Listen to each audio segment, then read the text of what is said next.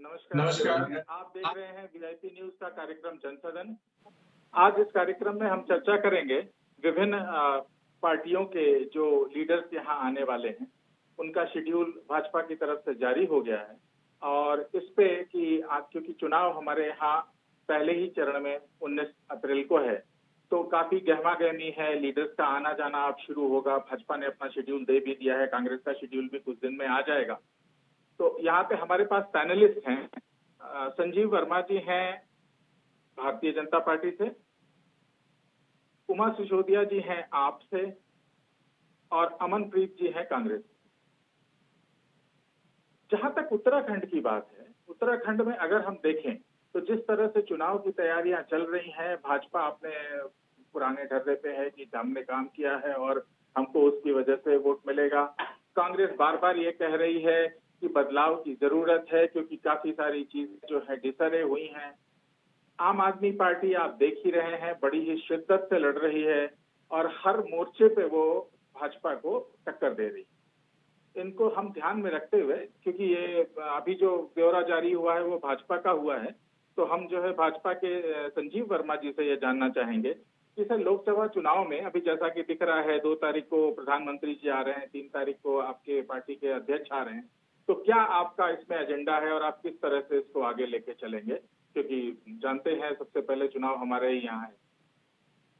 देखिए, भारतीय जनता पार्टी चुनाव को बड़े से बड़ा चुनाव हम पूरी शिद्दत के साथ, पूरी गंभीरता के साथ करते हैं और 2 तारीख को माननीय प्रधानमंत्री उत्तराखंड में दौरा संपन्न और 3 तारीख को माननीय राष्ट्रीय का दौरा संपन्न और जनता पूरी तरह से मन बना बैठी है कि भारतीय जनता पार्टी को जो 5 की 5 उत्तराखंड की सीट जो 2 टर्म से लगातार भारतीय जनता पार्टी के पास है, उसको एज इट इज तीसरे टर्म में भी देना है।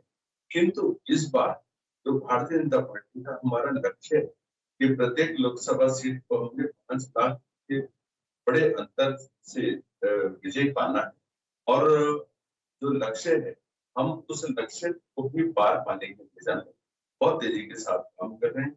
चाहे हम प्रदेश के संगठन की बात करें, जिलों की बात करें, मंडल की बात करें, वार्ड की बात करें और इवन पन्ना प्रमुख की बात करें, तो हमारे पास पूरी जो कार्यकर्ताओं की एक बड़ी फौज। एक सवाल मैं छोटा सा जी करना, वो पूरी शिद्दत के साथ एक छोटा सा सवाल इसी में जोड़ लेता हूँ।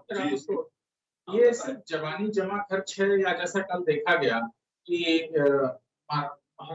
लक्ष्मी जी जो आपके कैंडिडेट हैं, महारानी जी, वो कल यहाँ पे जब कड़ी कैंट में हो रहा था चुनाव प्रचार, तो काफी सारा रक्कस था, जनता के अपने सवाल थे, आपसे प्यार था इसलिए जनता आपसे सवाल कर रही थी।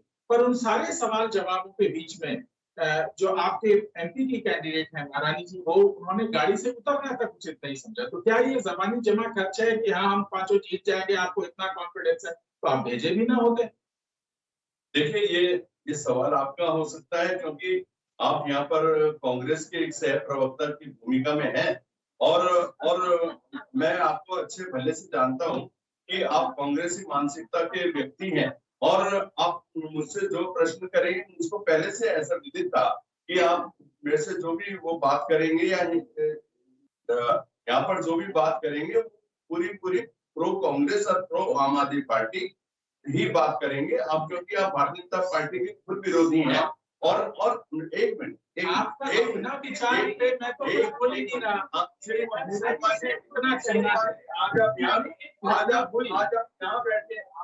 आज वहाँ बैठते हैं, कल यहाँ बैठते थे, यहाँ पर भी वही भूमिका बना करते थे। चले आप जवाब दे रहे, फिर मैं आऊंगा। से बढ़िया है कि आप जवाब दे रहे। मेरी आपसे ये अपेक्षा है, इस चेयर पर बैठने में आपकी भूमिका अलग नहीं चाहिए, वहां पर आपकी भूमिका बिल्कुल एक निष्पक्ष बिल्कुल निष्पक्ष होनी चाहिए। और आपने कहा, देखिए भारतीय जनता पार्टी को हमारे जितने कैंडिडेट हैं सबको जनता का अपार प्रेम प्यार स्नेह मिल रहा है प्यार प्रेम आशीर्वाद मिल रहा है। अभी 19 तारीख का पोलिंग होने दीजिए। 19 तारीख की पोलिंग में आप देखेंगे कि एक तरफा भारतीय जनता पार्टी के पक्ष में मतदान होने वाला है, जहां भारतीय जनता पार्टी 5 लाख के अधिक मतों से विजय पाने की जो हमारा अपना एक लक्ष्य है उसकी ओर बढ़ रही है। वहीं कांग्रेस पार्टी अपनी जमानत बचाने की उनकी जो लड़ाई है वो उसकी लड़ाई लड़ रहे हैं। तो दोनों में मैंने आपको फर्क बिल्कुल साफ बता दिया। और ये सब कुछ जो हमने ग्राउंड जीरो पर काम किया है, चाहे केंद्र सरकार का हो चाहे राज्य सरकार का हो, उसकी बदौलत जो जनता ने ग्राउंड जीरो पर हमारा काम देखा है, उस काम की बदौलत, विकास की बदौलत जो 2 लाख करोड़ का इंफ्रास्ट्रक्चर का डेवलपमेंट उत्तराखंड में डबल इंजन के माध्यम से हुआ, वहीं कांग्रेस पार्टी की भी यहाँ पर डबल इंजन का सौभाग्य इनको भी मिला। मैं कांग्रेस पार्टी से पूछना चाहता हूँ, आप हमने तो 2 लाख करोड़ का डेवलपमेंट इंफ्रास्ट्रक्चर पे किया, आपके पास चलिए आंकड़े हैं, हम तो आप केवल का जवाब नहीं ले रहे हैं। केवल 10,000 करोड़ की भाजपा की लिस्ट आपके क्वेश्चन को ही बढ़ाना। अमनप्रीत जी, भाजपा की तो लिस्ट आ गई, स्टार प्रचारक आ रहे हैं, आपके यहाँ अभी तत्काल में ही टिकट डिसाइड हुए हैं, तो क्या स्थिति है? आप किस तरह लेके इन चीजों को आगे बढ़ना चाहते हैं? क्या आपके यहाँ से भी कोई ऐसी लिस्ट आई है या आने वाली है उस पे, या उनके कुछ जब आरोप थे कि आपने क्या किया है, तो आप इस पर जवाब देना चाहेंगे? बिल्कुल धन्यवाद, मैं जवाब देना चाहूँगा। देखिए, हम बिल्कुल चुनाव को डटे हैं। और रही बात स्टार प्रचारकों की लिस्ट या सूची, तो मैं ये समझता हूँ कि स्टार प्रचारक प्रदेश की जनता है, निरंतर प्रयास दे रही है और आगे भी दे रही है। बाकी देखिए, अभी जिस प्रकार से माननीय साहब एकदम आप ही के गुस्सा हो गए कि नब्ज आपने से ये आज के समय में मैं ये कहता हूँ कि पत्रकारिता चौथा स्तंभ है लोकतंत्र।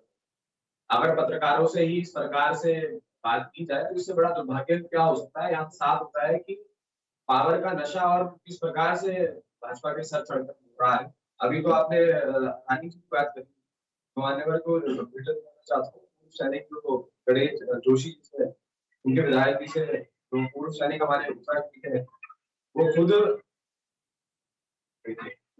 ये कांग्रेस पार्टी का सैनिक प्रकोष्ठ है, ये कांग्रेस पार्टी का सैनिक प्रकोष्ठ है जो पूरी तरह से स्पॉन्सर्ड पहले से और एक ये कांग्रेस का सैनिक प्रकोष्ठ महारानी जी जहाँ पे भी जाती है वो जनता का आह्वान है।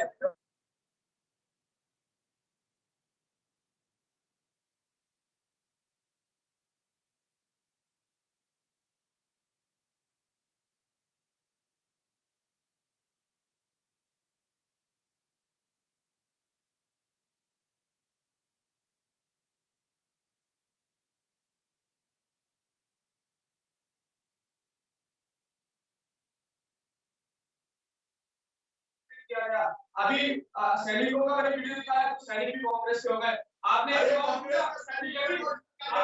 भी कांग्रेस के हो गए,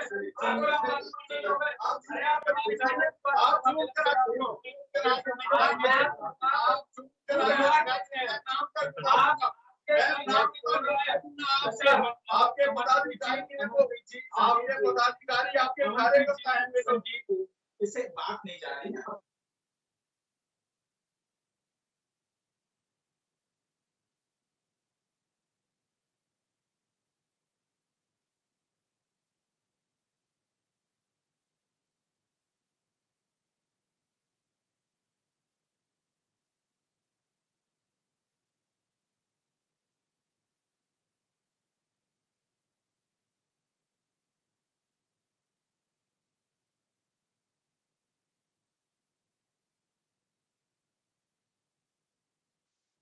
ये ऐसा होगा, ये बात मैं बीजेपी ने सोची थी ना, मैं नो आम आदमी पार्टी ने सोची थी। हमें नहीं था आइडिया कि हाँ किसी में पार्टी के राष्ट्रीय अध्यक्ष को आप जेल में डाल देंगे कि हमने अपराधी को जेल में नहीं जाना चाहिए, अपराधी को जेल में नहीं जाना चाहिए। उसके ऊपर कोई कार्यवाही नहीं होनी चाहिए?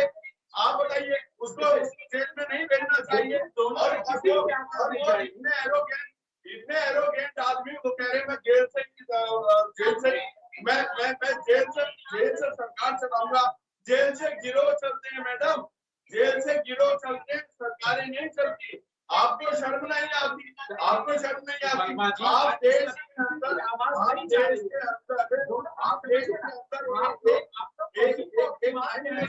करना चाहते हैं क्या? आज जनता ने अरविंद केजरीवाल को क्या चेहरा लिया है? आपके विधायक और सांसद उस स्वयं टूटने लगे हैं। आपके विधायक और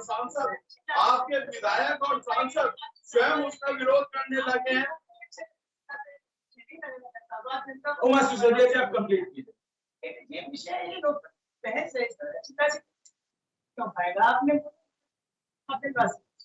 देखिए, इस समय जो सिनेरियो बनता है, जो परिदृश्य बनता है 2024 के चुनाव का, पूरा सियासी जमीन बीजेपी का फेल हो चुका है। और इस समय जिस तरीके से अरविंद केजरीवाल के हड्डी बन रहे हैं, ना छोटे बन रहे हैं और ना उनके हत्थे बन रहे हैं, वाकई में भूत भविष्य वाला चुनाव है। एक के साथ है और एक तरफ बीजेपी की सरकार, बीजेपी की वो सरकार है जिन्होंने लोकतांत्रिक मुद्दों को बिल्कुल हाथ पे रख दिया है। ना आप किसी पत्रकार को बोलने देते हैं, ना आप किसी पक्ष के नेता को बोलने देते हैं। और सबसे बड़ी बात, हम लोगों ने भी ये सोचा था कि विश्व हम बनेंगे। हम आज भी सोचते हैं कि हम एक दिन विश्व बनेंगे। और हम सभी पार्टियां, चाहे कांग्रेस हो चाहे आम आदमी पार्टी हो, हम सभी इस देश के नागरिक हैं और एक दिन हमारा देश विश्व बनेगा। लेकिन इस एक कांड के बाद आज संयुक्त राष्ट्र में हमारी फजीलत हो रही है और आज तमाम विश्व के बड़े बड़े नेता हमारे हिंदुस्तान के सोरेन गिरफ्तार होते हैं, कोई नहीं बोलता। चिदम्बरम गिरफ्तार होते हैं, कोई नहीं बोलता। केजरीवाल गिरफ्तार होता है तो सब बोलते हैं। इसलिए बोलते हैं क्योंकि एनजीओ विदेशी एनजीओ केजरीवाल चलाते हैं। केजरीवाल जो देश विरोधी जॉर्ज सोरेस जैसे लोग केजरीवाल के जो समर्थक हैं, अब बिल्कुल पूरी तरह से स्पष्ट हो गया है कि केजरीवाल देश विरोधी ताकतों में यहाँ पर एजेंडा चला रहे हैं। पूरी तरह से केजरीवाल एक्सपोज हो रहे हैं। पूरी तरह से आज आपके एक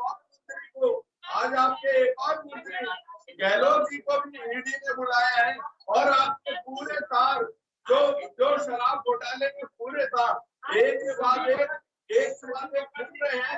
उसी और बड़े की बात है, अरविंद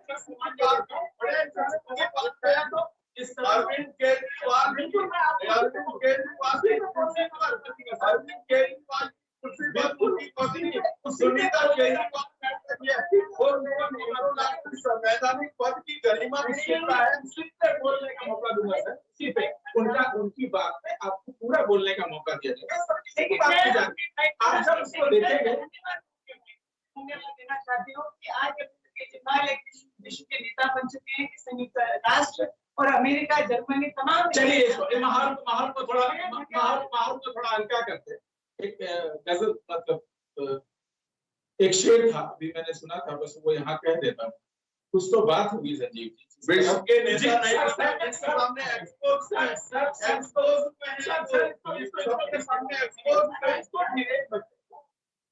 जिस तरफ सब है उस तरफ होना बड़ी बात न थी। कुछ तो उलझने हैं जो वो उस तरफ जाते। चलिए आते हैं आपके पास संजीव वर्मा जी। अभी जो स्थिति है ये दिख रहा है आपको, तो प्रधानमंत्री जी आ रहे हैं, काफी सारे वादे पहले किए थे। पहले ही प्रधानमंत्री जी ने ही कहा था, मैं नहीं कह रहा हूँ, कि यहाँ का जवानी और यहाँ का पानी यहीं के काम आएगा। अभी जो स्थितियां देख रही हैं, बच्चों में थोड़ा आक्रोश है। आप भी मानेंगे इस बात को, आक्रोश इस स्तर तक है कि इस बार उन्होंने अपना एक कैंडिडेट खड़ा किया है। आप किस तरह से इन चीजों को देखते हैं? कैसे देखिए, जनता सवाल क्या है? पहले सवाल बहुत कायदे से सुन लीजिए। सवाल बहुत सिंपल है कि सरकार बहुत सारे प्रयास कर, इतना बढ़िया प्रयास आपने किया, 3.5 लाख करोड़ का आपने डील साइन किया। उसके बाद जब जमीन देने की बात आई तो जनता सड़कों पे आ गई। उसमें कुछ नहीं हुआ, आपने बहुत अच्छा काम किया। हम सिर्फ ये जानना चाहते हैं, आप जनता को ये बताइए, ये आपके पास मंच है, किस तरह आप जनता को कन्विंस करेंगे कि भाई भू कानून अपनी जगह, विकास अपनी जगह, और उसके लिए आपकी तरफ से क्या प्रयास हो रहे हैं, आपकी लीडरशिप की तरफ से क्या प्रयास हो रहे हैं? संजीव वर्मा जी।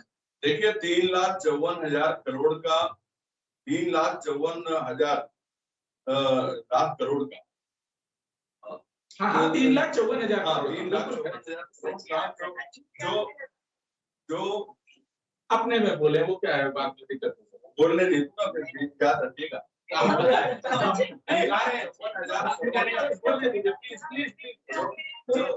जो इन्वेस्टमेंट अभी MOU साइन हुए थे, बहुत एक खुशी की बात है कि उसमें से 81,000 करोड़ का जो इन्वेस्ट आज ग्राउंडिंग उसकी हो चुकी है और उत्तराखंड औद्योगिकरण की और बहुत तेजी के साथ आगे बढ़ रहा है। रोजगार और स्वरोजगार की दिशा में हमारे यहाँ जिस प्रकार से माननीय प्रधानमंत्री जी ने कहा, जैसा भी आपने भी उल्लेख किया, तो उत्तराखंड का पानी और उत्तराखंड की जवानी उत्तराखंड के काम आनी 10 चाहिए। साल पहले का 2014 में जब भी कहा था ना, कहा था ना, और कहा था, और हम जो कहते हैं हम उसको धरातल पर भी उतारते हैं। हम हवाई वायदे नहीं करते। हम कांग्रेस और अन्य पार्टी की तरह शिलापट लगाकर भूल नहीं जाते। हम जिस दिन किसी काम का शिलान्यास करते हैं, उसी रोज उसके उद्घाटन की तिथि भी निश्चित करते हैं। आप चाहे जिस तरह से माननीय प्रधानमंत्री जी ने कहा, आज होम स्टे की योजना देखिए, आज तमाम टूरिज्म की जो रोजगार स्वरोजगार की व्यवस्था देखें, सोलर की बात करें, हॉर्टिकल्चर की बात करें, एग्रीकल्चर की बात करें, पशुपालन विभाग में डेयरी की बात करें, हैचरी की बात करें और भेड़ पालन की बात करें, तमाम ऐसी योजनाएं परियोजनाएं हैं जो अपने घर पर ही आदमी को पलायन करने से रोकने वाली ये तमाम योजनाएं परियोजनाएं हैं, चाहे ये राज्य सरकार की भी है, केंद्र सरकार की भी है। और बड़ी बात यह है कि आप जो यहाँ पर एक बहुत लंबे समय से पलायन की एक समस्या मुंह बाए खड़ी थी, उसके ऊपर बहुत प्रभावी तौर से रोक लगी है, बल्कि रिवर्स पलायन की ओर उत्तराखंड बढ़ा है और उत्तराखंड की GDP को दोगुना करने के उद्देश्य से तमाम इस प्रकार की योजनाएं चलाई गई हैं। और एक बड़ी बात कि 23 सालों में सबसे ज्यादा सरकारी नौकरियां विगत 2 वर्षों के अंदर अब 6,635 सरकारी नौकरियों पर भर्ती दी गई है और 8,099 पद पे अभी जो भर्तियां होनी है वो अभी पाइपलाइन में है। और मैं सोचता हूँ अगले 2, 3, 4, 5 महीने के अंदर वो तमाम पद भी पूरी तरह से भर दिए जाएंगे। और जिस प्रकार से चाहे सरकारी नौकरी की बात हो, चाहे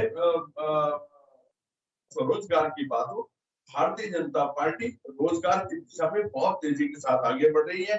4 धाम जो हमारा सेक्टर है, 4 धाम के जो श्रद्धालु है उनकी यात्रा, उनकी संख्या कैसे ज्यादा से ज्यादा बढ़े, क्योंकि हमारा 4 धाम के ऊपर हमारी पर्वतीय क्षेत्रों की पूरी लाइफलाइन निर्भर करती है। उनकी आजीविका का एक मुख्य स्रोत है, उसके ऊपर लगातार हमारी सरकार, केंद्र सरकार और राज्य सरकार, चाहे हेमकुंड में रोपवे की बात हो, चाहे केदारनाथ में रोपवे की बात हो, चाहे दिल्ली और देहरादून एक्सप्रेस हाईवे की बात हो, चाहे देहरादून मसूरी रोपवे और टनल की बात हो, हम लोग लगातार काम कर रहे हैं, लगातार इंफ्रास्ट्रक्चर का डेवलपमेंट कर रहे हैं। और चाहे किसान की बात हो, 3 लाख रुपए तक का लोन 0% पर देने का काम हमारी सरकार के द्वारा किया गया। गन्ना मूल्य का भुगतान जो किसानों का कांग्रेस की सरकारों में 4-5 साल लंबित हुआ करता था, उसको एक और सवाल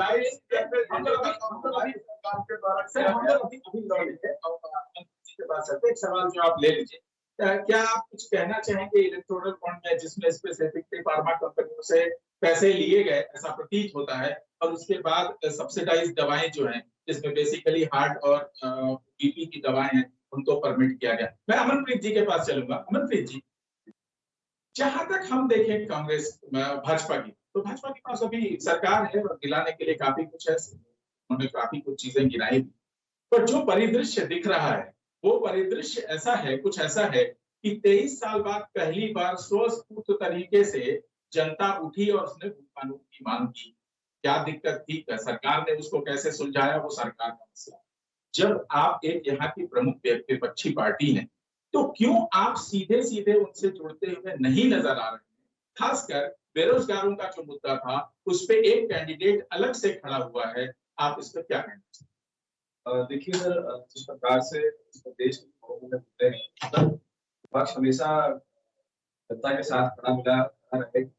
अब जैसे आपने कहा कि भाजपा के मान्यवर साहब इतनी लंबी उन्होंने गिना दी कि हमने ये कार्य किए, हमने 3.5 लाख MOU साइन किया, हमारे प्रदेश के अंदर भी पैसा आ रहा है। लेकिन मान्यवर से सवाल करना चाहता हूँ कि अगर इतना ही कुछ हमारे प्रदेश के अंदर निरंतर हो रहा है तो नजर क्यों नहीं है? आज भी क्यों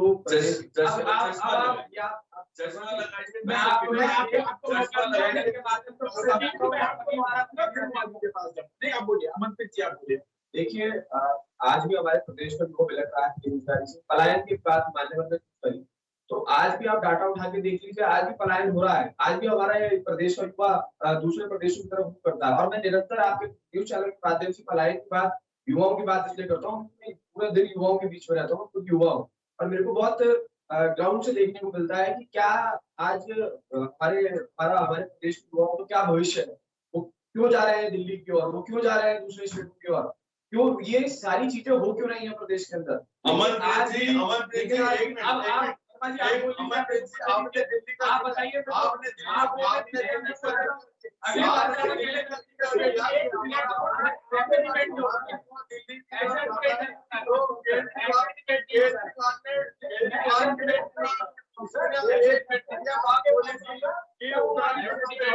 उत्तराखंड के लोग 300 रुपए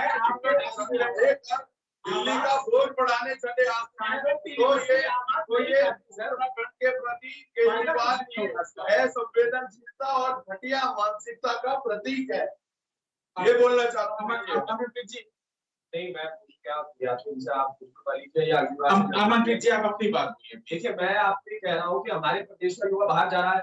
आज हम मान्यवर प्रवक्ता साहब से प्रश्न करते हैं, आप प्रश्न करते हैं, हम प्रश्न करते हैं, तो मान्यवर प्रवक्ता साहब हर किसी को कांग्रेस से जोड़ देते हैं। किसानों की बात कर रहे हैं, दिल्ली के बाहर बॉर्डर पे आज भी किसान बैठा है, हरियाणा आपने सीज कर दिया है, तो आप किस बात की, आप कौन से धरातल की बात कर रहे हैं? सैनिक आपके विधायकों से सवाल पूछते हैं तो कहते हैं कांग्रेस का सैनिक है। अगर हमारे प्रदेश का, हमारे देश का किसान सवाल पूछता है तो कहते हैं कांग्रेस का किसान है। अरे आप हर चीज को किसान बेरोजगार युवा, आप ही की सरकार में डंडेबाजी लट चलाए गए पुलिस के द्वारा हमारे प्रदेश के युवाओं के ऊपर बैठा के बात कर रहे थे, नहीं की आपके द्वारा। मैं संजीव वर्मा जी से जवाब ले लेता हूँ, फिर उमा से जवाब दूंगा। संजीव जी, ये सारी समस्याएं गिना रहे हैं, हो सकता है इनकी समझ में ना आ रहा हो, किस तरह का विकास हो रहा है, क्यों नहीं आ रहा है, इस पे आप कुछ अपना विचार रखिए, फिर उसके बाद इसका सवाल का जवाब आप ही को देना, इसके बाद हम उमा जी के पास। देखिए, जब हम विकास की बात करते तो कांग्रेस पार्टी, आम आदमी पार्टी और तमाम विपक्ष, मैं सोचता हूँ इनका धर्म है, क्योंकि अगर ये हाँ को हाँ बोलेंगे और विकास को विकास बोलना शुरू करेंगे, तो जब अपनी पार्टी के दफ्तर में जाएंगे तो इनकी क्लास ले जाएगी कि आपने विकास की सहमति क्यों दे दी। इनकी मैं सोचता हूँ यहाँ पर बैठ के मजबूरी भी है, लेकिन स्टूडियो के बाहर जाएंगे तो ये बात को सराहेंगे कि हाँ, यहाँ वाकई विकास हो रहा। और अमनप्रीत जी, देखिए, मैं अब हुआ है, आप भविष्य आप उत्तराखंड का भविष्य है, तो जो इंफ्रास्ट्रक्चर का डेवलपमेंट हो रहा है वो आपके भी काम आने वाला है, उसको अप्रिशिएट करने की भी आदत डालिए और जो विकास को देखने की आदत डालिए। मैंने अभी पहले उल्लेख किया था, हमने 2 लाख करोड़ का जो इंफ्रास्ट्रक्चर की परियोजना डबल इंजन के माध्यम से यहाँ चलाई, और आपके पास यदि जवाब है तो आप इस बात का जवाब दीजिए, आपको भी डबल इंजन का सौभाग्य मिला। आप केवल और केवल 10,000 करोड़ की अपनी परियोजना बता दीजिए। और सर 5 सेकंड में बात पूरी कर रहा हूँ। देखिए, जब उत्तराखंड राज्य बना तो हमने राज्य का सृजन किया, हमने राज्य का राज्य को औद्योगिक पैकेज दिया, सर मैं आऊंगा वापस आऊंगा, पैकेज देने का काम किया, वापस वापस देने का काम किया, और वर्मा जी मैं आपके पास भी आऊंगा। जैसे केंद्र में सरकार है, इन्होंने औद्योगिक पैकेज को छीनने का काम किया, इन्होंने टैक्स हॉलिडे को छीनने का काम किया, अभी इन्होंने को छीनने का काम किया। पार्टी देने वाली है, कांग्रेस पार्टी छीनने वाली है, जनता देख रही है, इसी वजह से जनता ने आप लोगों को पहले भी नकारा था, अब पुनः आपको नकारने वाली है। आप आपके पास जमानत बचाने के ताले पड़े हुए हैं। जहाँ दिल्ली की बात है, आप कांग्रेस के साथ लड़ रहे हैं और पंजाब में आप अलग लड़ रहे हैं। पंजाब अगर हम ये समझना चाहें दिल्ली और पंजाब की, क्या आप यहाँ भी मतलब गठबंधन में तो है ही, अगर हम दिल्ली और पंजाब समझना चाहें तो स्ट्रैटेजी के रूप में आप किस तरह से चीजों को अलग करेंगे। यहाँ पे तो आप इनके साथ हैं, 4 सीटें ये लड़ रहे हैं, 3 वहां लड़ रहे हैं, और पंजाब में आप सेपरेटली लड़ रहे हैं। तो आप क्या मैं खत्म कर दूं। हम लोग उत्तराखंड में बैठे हैं और ये जो चैनल है हम लोग जो बात करते हैं उत्तराखंड तो मेरी उत्तराखंड पे आ जाओ, उत्तराखंड पे आ जाओ,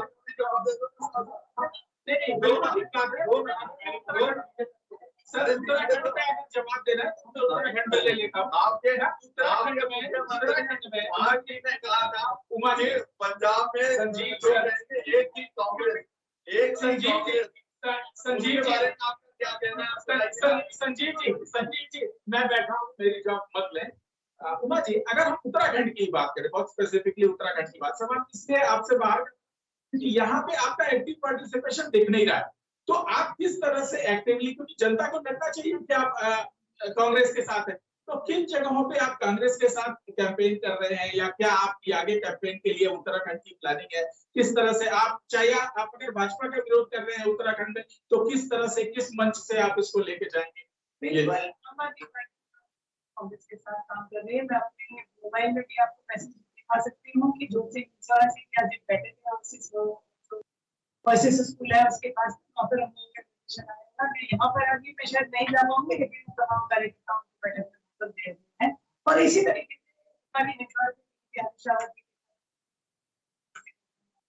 जहाँ तक क्या तमाम कार्यकर्ता है वो सभी को कांग्रेस के साथ काम कर रहे हैं। और आम आदमी पार्टी, देखिए मैं कहना चाहूंगी कि इस समय पूरे देश में परिदृश्य चेंज हो गया है। आज से हफ्ता भर पहले जब केजरीवाल जी बाहर थे तो एक बहुत दुर्मुख सा चुनाव था, करने वाला चुनाव नहीं था।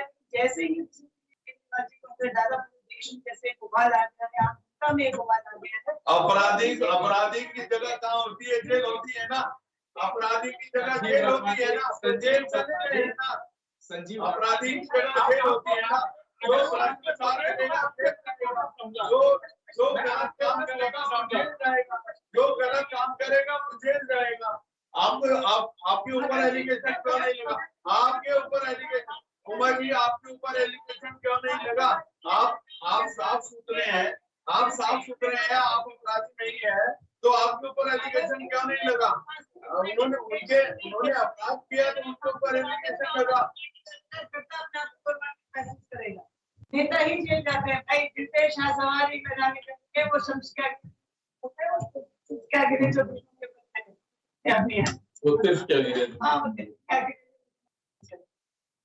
मैं अमनप्रीत जी के पास आना चाहूंगा। अमनप्रीत जी, अभी जो चीजें सामने आई, काफी लगे हुए थे एसबीआई के इलेक्टोरल बॉन्ड को लेके, काफी सारी चीजें इलेक्टोरल बॉन्ड को लेके काफी सारे खुलासे हुए। उसमें जो सबसे पेनफुल फैक्टर है वो है कि दवा कंपनियों से पैसे लिए गए, और टाइमलाइंस कुछ ऐसी दिखती है कि उनके टेस्ट फेल होने के बाद पैसे लिए गए या किसी तरह के दबाव में पैसे लिए गए, और उसके बाद उन्होंने उस दवा को, यहाँ तक कोई दिक्कत नहीं है, मैं क्या पूरा हिंदुस्तान स्वीकार करता है जो इस बात को जानता है कि हिंदुस्तान में चुनाव एक ऐसी चीज है जो बिना पैसे के नहीं हो सकती, और उसके लिए बहुत सारी पार्टियां करती हैं। अब उसमें एक सवाल तो खैर आपका भी बन जाता है, पर मैं दूसरी तरह से कि इसके लिए अगर आप इलेक्टोरल बॉन्ड से कंपनियों से पैसा ले रहे हैं तो बिल्कुल अच्छी बात है, उसमें कहीं कुछ नहीं है, सबके अपने पक्ष रखेंगे। पर जो दवाएं स्पेसिफिकली, जैसे मैं बात करूं सन फार्मा, तो उनकी एक दवा है जो एक्चुअली हार्ट अटैक के लिए यूज होती है। उसी तरह अगर हम इंटास की बात करें तो इंटास की दवाएं हैं जो हार्ट अटैक, कैंसर और बीपी को यूज करती वो दवाएं मार्केट में आ गई। अब आप किस तरह से इसको देख रहे हैं? वो ठीक है कि उसमें प्रयास हुआ, कुछ चंदा मिला, कुछ चंदा किसी को मिला, कुछ चंदा किसी को मिला, जो पेनफुल तथ्य, क्योंकि आप इस तरह से तो काउंट कर ही नहीं पाए। अगर आप इसको अनकंट्रोल्ड रख देंगे, आप बिल्कुल चेक करते हैं, सब कुछ करते हैं, आप लोग अपनी बैलेंस शीट दिखाते हैं, बट अगर ये फैक्ट है और आप इसको सामने रख देंगे, आप कैसे बता पाएंगे कि कितने हजार लोग हार्ट अटैक से मर गए और उस दवा की वजह से मर गए? और अगर ये सत्य है तो इसके लिए आगे आप क्या स्ट्रेटजी लेके आ रहे हैं? क्या बता सकते हैं कि साहब इसमें हमने क्या लिया और उन्होंने क्या लिया? अमरदीप जी। देखिए सर, जो आपने सवाल किया, सवाल बहुत गंभीर सवाल भी है कि ऐसी दवाएं देश और देश के अंदर आ चुकी हैं, जिस तरीके से आपने बताया। और ये आपने सूची बताई, और ये सूची पूरे देश के सामने, ये सूची बहुत लंबी है, मैंने एक आपका नाम लिया है, सूची बहुत लंबी है, पता है, बहुत लंबी सूची है। और जिस प्रकार से इलेक्ट्रिकल बॉन्ड की बात हुई, अभी वर्मा जी से भी आपने सवाल किया था, लेकिन उनके द्वारा इस विषय पर जवाब दिया गया और नहीं, गलती नहीं है। आपने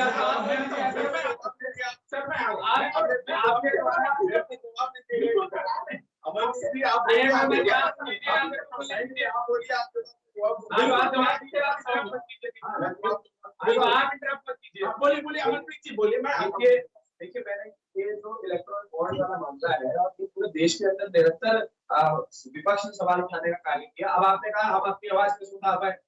आज तो हम आपके न्यूज चैनल के पास बैठे हैं, आप स्टूडियो में बैठे हैं, मान्यवर प्रवक्ता साहब हमें अपनी आवाज नहीं उठाने दे रहे हैं। ये दिल्ली के अंदर किसी को आवाज नहीं उठाने देते हैं, देश के अंदर इनकी जो बड़े नेता है वो आवाज नहीं उठाने देते हैं। विपक्ष के इन्होंने जो हमारे अकाउंट्स हैं उनको सीज कर दिया है, और जो इनकी बात नहीं मानता उसको ईडी सीबीआई के नोटिस भेज देते हैं।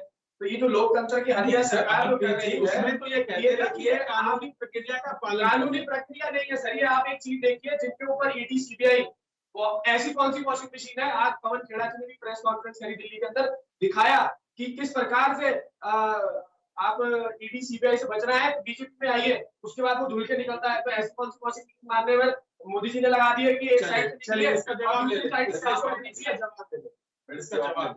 बड़े बड़े गैंगस्टर बीजेपी में आते हैं, साफ हो जाते हैं। आप बताइए, अमरप्रीत जी इसका जवाब दे देते। आप कर रहे हैं मुख्तार, हम नहीं कर रहे। मैंने बोला अमरप्रीत जी अपने सवाल के जवाब इतने गैंगस्टर मारे गए, वो पढ़ेंगे कि आप लोग पहली आप देखिए, आप बताइए। आप मेरी बात बिल्कुल बताइए। इनकम टैक्स का जो बकाया 115 करोड़ रुपया, जब उसकी बात करी गई, आज की बात नहीं है, बल्कि 4-5 साल पुराना जो इनका केस है, लगातार इनकम टैक्स इनके ऊपर क्लेम कर रहा है। और ये लोग हर एजेंसी को, हर विभाग को अपने घर का मान के, क्या कांग्रेस पार्टी, क्या कांग्रेस गांधी परिवार देश के कानून से ऊपर है क्या? इनके लिए अलग कानून, कायदे और संविधान होगा, और बाकी देश की 140 करोड़ जनता के लिए अलग होगा? बिल्कुल नहीं होगा, बिल्कुल नहीं होगा। और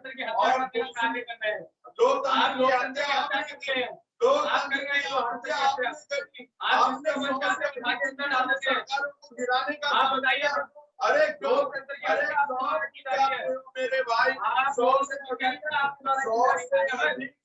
सरकारों को गिराने का आपने काम किया, और इलेक्शन जेल में डाला, जो आप बात कर रहे थे, 22,000 करोड़ के आसपास के इलेक्ट्रॉल बॉन्ड जारी हुए, जिसमें 500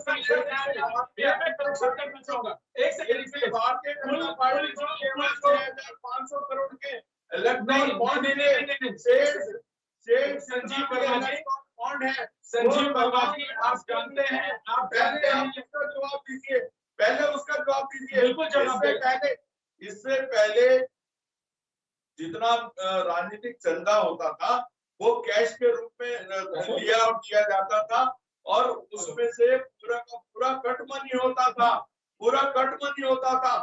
50% गांधी परिवार के घर जाता था, 50% गांधी परिवार के घर जाता था, और समय की अपनी लिमिटेशन है, पे जाता था। क्यों भूल जाते हो? आज भी आप समय की अपनी लिमिटेशन है। मुझे आप जवाब दीजिए। पारदर्शिता नहीं होनी चाहिए, वो बात में पूछा जाएगा, समय की अपनी व्यवस्थाएं हैं, पर एक चीज मैं जरूर क्लियर करना चाहूंगा, ये जो चैनल है और इसके जो भी employee we are spying full people, 22,000 crore का कोई इलेक्टोरल बॉन्ड नहीं था। टोटल इलेक्टोरल बॉन्ड की कीमत 16,000 करोड़ थी, जिसमें 2019 के बाद जो पैसे 16,000